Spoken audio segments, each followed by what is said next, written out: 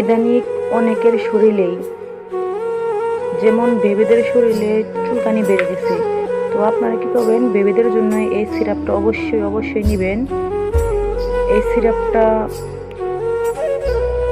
শিশু থেকে 5 বছরের বাচ্চাদের জন্য খুবই কার্যকর। দিনে 3 বেলা 1 চামচ করে।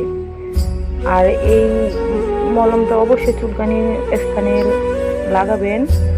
দেখবেন আল্লাহর রহমতে অল্প কিছুদিনের ভিতরেই ফলাফল পাবেন ইনশাল্লাহ।